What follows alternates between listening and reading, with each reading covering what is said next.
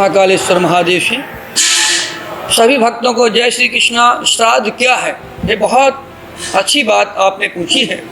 कहा जाता है जो प्राणी की मृत्यु हो जाती है और प्राणी की जब मृत्यु होने के बाद 13वें दिन, 37वें दिन और ये पुनः 41 दिन के अंदर प्राणी जो है पितृलोक को चला जाता है। आत्मा कहाँ जाती है? पितृलोक में जाती है। आत्मा जब पितृलोक में जाती है तो अपने कर्मों के अनुसार उसे पुनः पृथ्वी पर नाना प्रकार की योनियों में जन्म लेना पड़ता है और वो ध्यान मग्न होकर के प्राणी जैसे जैसे कर्म करता है और वो कर्म के अनुसार उसे योनियाँ प्राप्त होती हैं। कोई पितर योनि में जाता है, कोई प्रेत योनि में जाता है, कोई मनुष्य योनि में जाता है। नाना प्रकार की योनियों में वो भ्रमण करता है। श्राद्ध अपने पूर्वजों और पितरों, माता पिता, अन्य के प्रति श्राद्ध सम्मान और भाव के साथ जो किया जाता है उसे श्राद्ध कहा जाता है। जो सम्मान के साथ किया जाता है उसको श्राद्ध कहते हैं। भावभक्ति के साथ अपने पितरों के लिए, मोक्ष के लिए करने का उपाय बताया गया है। अच्छा आचार्य, ये जानना चाहेंगे कि श्राद्ध अगर करना है तो किस प्रकार करें, क्या विधि है? श्राद्ध में क्या है कि ये अश्विनी मास से शुक्ल पक्ष पूर्णमासी से प्रारंभ होता है। श्राद्ध अश्विनी के शुक्ल पूर्णमासी से प्रारंभ होता है और अवश्य को पूर्ण होता है। श्राद्ध की विधि में जो श्राद्ध करने वाला है उसे अपने घर का भोजन करना चाहिए। उसे किसी के यहाँ का भोजन ग्रहण 15 दिन तक नहीं करना चाहिए। जमीन पे सोना चाहिए।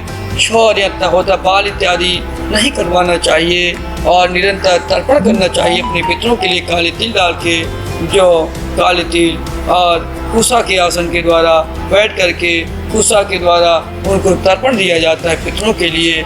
ये उसके लिए नियम होते हैं। 15 दिन तक उसे किसी के यहाँ का भोजन श्राद्ध कर्ता को नहीं करना चाहिए। आचार्य जी, वो श्राद्ध करते हैं उनके लिए क्या नियम है, क्या कुछ वर्जित है कि क्या करें और क्या न करें? श्राद्ध करने वाले को 15 दिन तक जमीन में सोना है, बाल नहीं करवाना है, किसी के यहाँ का भोजन ग्रहण नहीं करना है। अपने पितरों के निमित्तार्थ उसे अच्छी तरीके से करना है।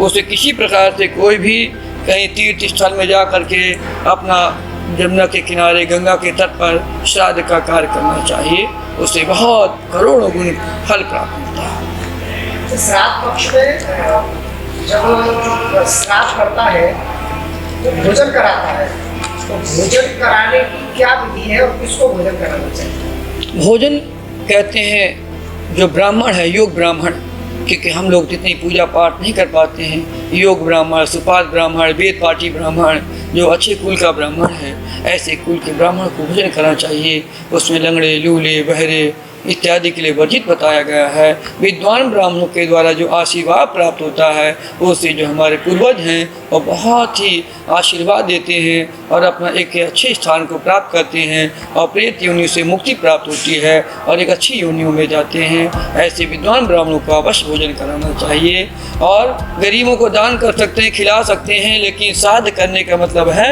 विद्वान ब्राह्मण, योग ब्राह्मण, गुणी ब्राह्मण के द्वारा ही श्राद्ध में खिलाने का शास्त्रों में वचन बताया गया है।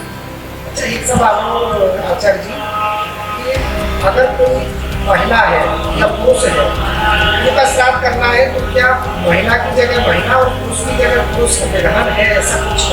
कहा जाता है कि कोई ऐसे कई श्राद्ध होते हैं, जैसे कि पंचमी का जो श्राद्ध होता है वो पंचमी का श्राद्ध जो है कुमारों के लिए होता है, जिनकी शादी नहीं होती है, पंचमी के दिन उनका करना चाहिए। नवमी का श्राद्ध, जैसे बहुत लोग ऐसे हैं जिनको तिथि ही नहीं पता है कि कौन सी तिथि में होता है, मातृ श्राद्ध, उसे मातृ नवमी कहा जाता है। तो नवमी वाले दिन उन जो है उनकी माताओं के निमित्तार्थ होता है जिनको तिथि ही नहीं पता होता है। एकादशी के दिन उनका श्राद्ध करना चाहिए। जो हमारे सन्यासी हैं, त्यागी हैं, उन लोगों का एकादशी को बताया गया है। चतुर्दशी को जो हमारे अकाल मृत्यु वाले होते हैं उन लोगों को चतुर्दशी का श्राद्ध करना चाहिए। और जितने भी हैं बिछड़े, जिनको जहाँ हमें जानकारी ही नहीं है, उन सभी का श्राद्ध अवश्य को करना चाहिए। जिनको तिथि हमें मालूम नहीं है, ज्ञात नहीं है, उनका अमावस्या के दिन उनको अवश्य वाले दिन को श्राद्ध करना चाहिए। उन्हीं का जो है श्राद्ध अवश्य के दिन करना चाहिए, जिनकी जानकारी में हमें कुछ भी नहीं मिला।